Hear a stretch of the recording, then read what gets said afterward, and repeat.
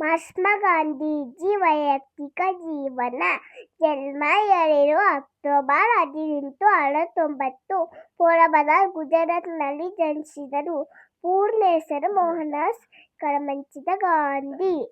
ತಂದೆ ಹೆಸರು ಕರಮಚಂದ್ ಗಾಂಧಿ, ತಾಯಿ ಹೆಸರು ಪುತ್ಲಿಬಾಯಿ.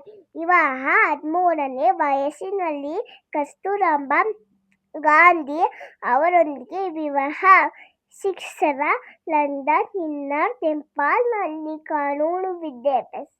ವೃತ್ತಿ ಆರಂಭ ಬಾಂಬೆ ಮತ್ತು ರಾಜ್ಕೋಟ್ ನಲ್ಲಿ ವಕೀಲಿಕೆ, ನಂತರ ದಕ್ಷಿಣ ಆಫ್ರಿಕಾದಲ್ಲಿ ಕೆಲಸ.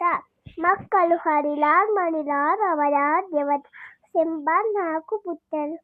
ಜೀವನ ಶೈಲಿ ಸರಳ, ವಸ್ತ್ರಧಾರಣೆ, ಸಸ್ಯಾಹಾರ, ಉಪವಾಸ ಹಾಗೂ ಆತ್ಮಶುದ್ಧಿಗೆ ಒತ್ತು. ಸಿದ್ಧಾರ್ಥ ಅಹಿಂಸೆ, ಸತ್ಯಾಗ್ರಹ ಮತ್ತು ಜೀವನದ ಮಾರ್ಗವನ್ನು ಅನುಸರಿಸಿದರು. ಮರಣ 30 ಜನವರಿ 1948ರಂದು ನವದೆಹಲಿ. ನಥುರಾಮ್ ಗೋಡ್ಸೆ ನಿಂದ ನಿಧನ. ಮಹಾತ್ಮ ಗಾಂಧೀಜಿಯವರ ವೈಯಕ್ತಿಕ ಜೀವನ.